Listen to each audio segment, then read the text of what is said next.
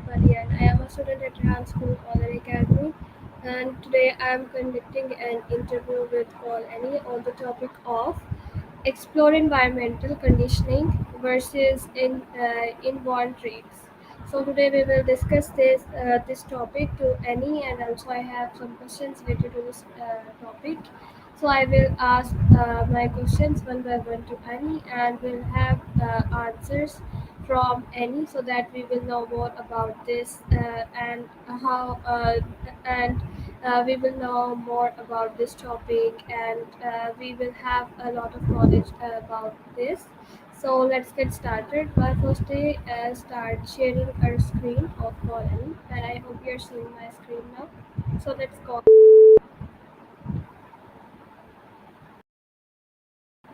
Hey Annie, how are you? And how was your day? Hey there, I'm doing great, thanks for asking. My day was pretty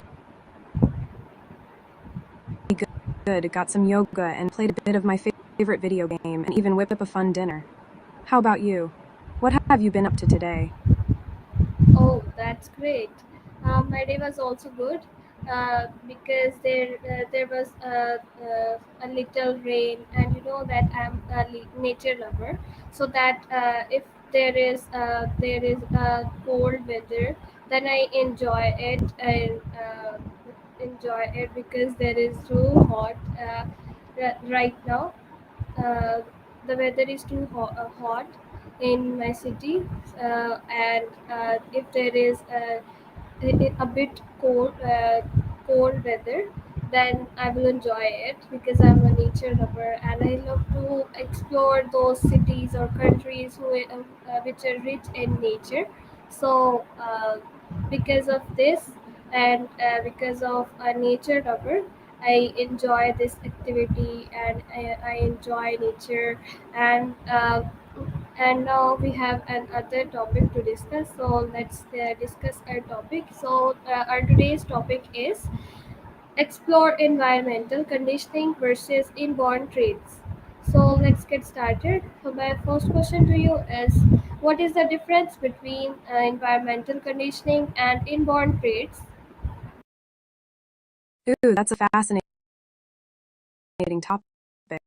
So, environmental conditioning refers to how our surroundings and experiences shape our beliefs and attitudes. It's like how we learn from our environment. Like if you grow up in a supportive family, you might develop a positive mindset. On the other hand, those characteristics we're born with, like our temperament or certain genetic predispositions, it's like the foundation we start with. What do you think? Do you lean more towards one influencing your life over the other?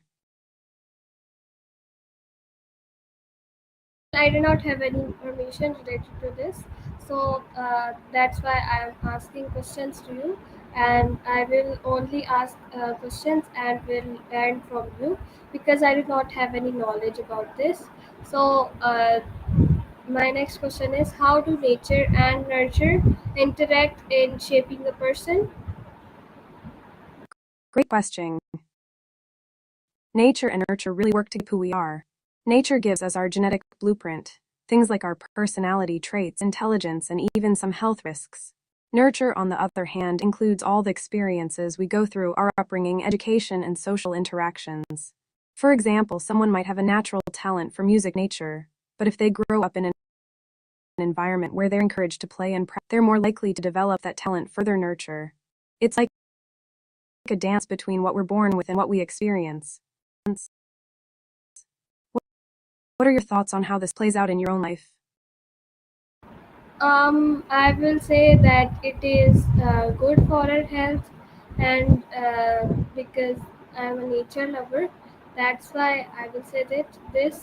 And I don't know about people's opinion related to this, but my opinion is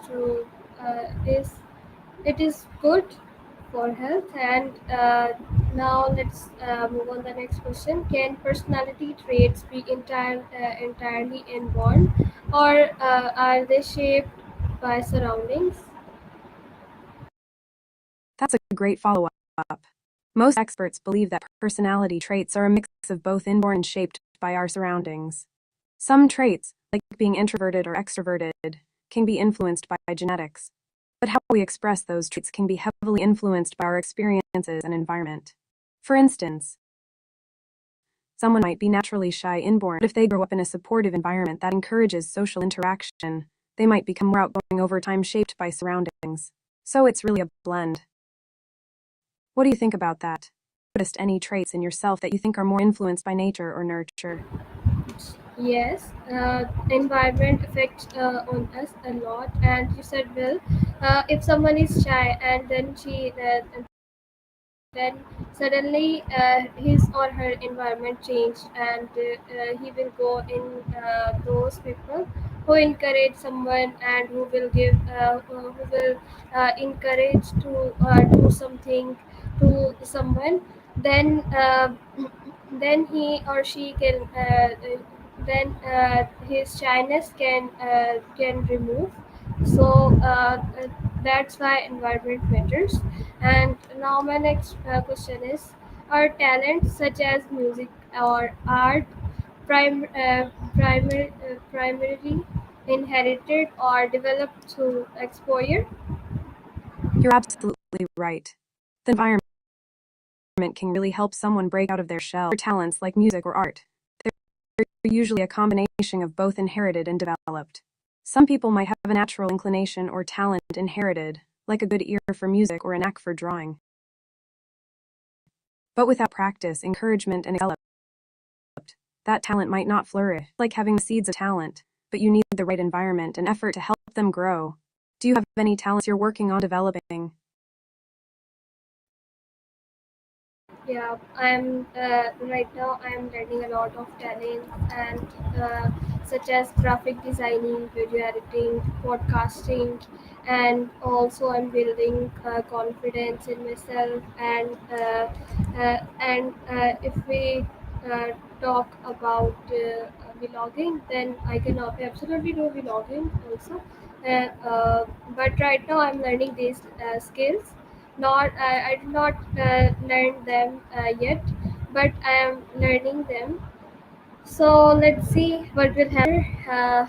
So let's move on to the next question. What are some common misconceptions about nature versus nurture? Wow, it sounds like you're diving into some awesome skills.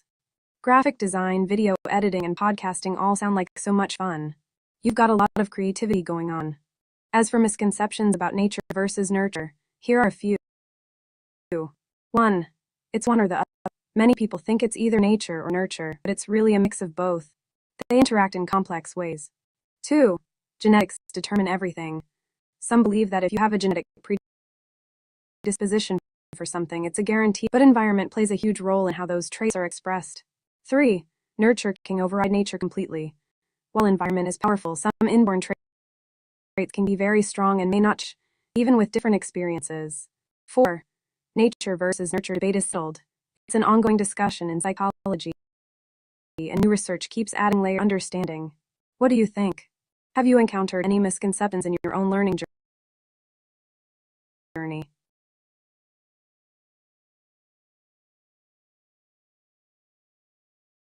So let's move on the next question. Uh, how do early childhood experiences condition our emotional responses? Great transition. Childhood experiences are super influential in shaping our emotional responses. Here's how our own attachment styles. The relationships we form with caregivers can impact our ability to trust and connect with others later in life. Secure attachments often lead to healthier emotional responses. 2. Modeling behavior. Kids learn how to express emotions by watching their parents or caregivers. If they see healthy emotional expression, they're more likely to develop those skills themselves. 3. Trauma and resilience. Experiences like trauma can lead to heightened emotional responses, while supportive environments can foster resilience and healthier coping mechanisms. 4. Emotional regulation.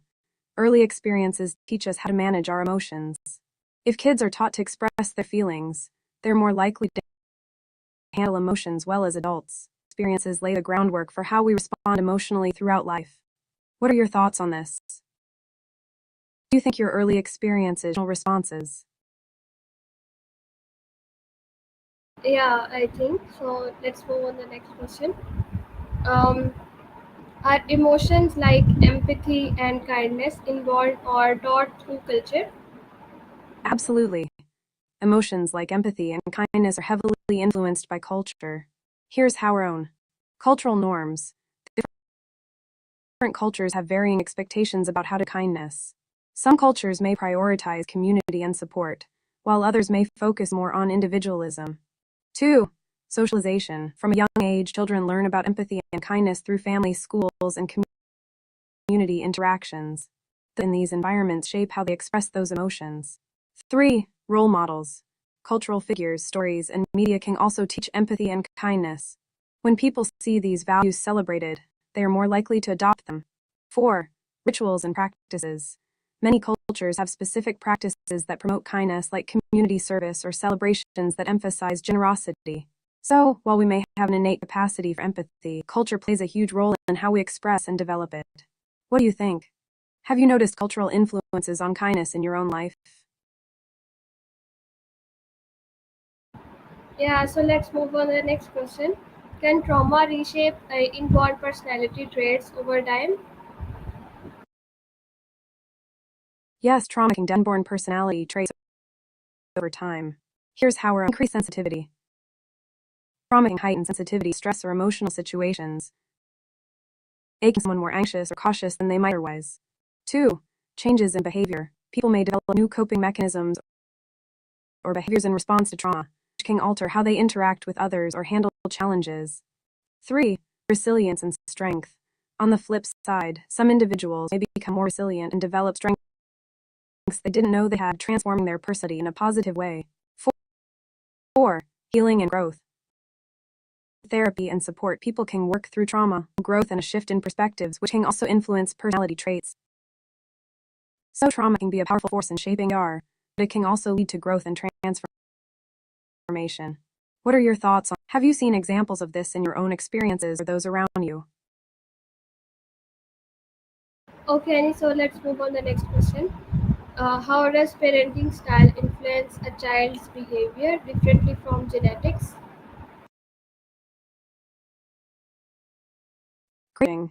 Parenting style and genetics both play significant roles in a child's behavior, but they do so in different ways. 1. Parenting styles. Different styles, authoritative, authoritarian, permissive, uninvolved, create unique environments that shape a child's behavior. For example, authoritative parenting tends to promote independence and social competence, while authoritarian parenting may lead to obedience but can stifle creativity. 2. Emotional support. Parenting styles influence how children learn to manage their emotions. Supportive parenting encourages emotional expression, while neglectful parenting can lead to difficulties in emotional regulation. 3. Social skills. Parents model social behaviors. A nurturing environment fosters empathy and cooperation, while a more critical or neglectful environment can lead to issues with social interactions. 4. Response to challenges. Parenting can shape how children approach challenges. Supportive parents encourage resilience, while overly critical parents might instill fear of failure. So, while genetics provides a foundation, parenting styles can significantly influence how those traits are expressed and developed. What do you think? Have you noticed how different parenting styles affect behavior in your own life or in others?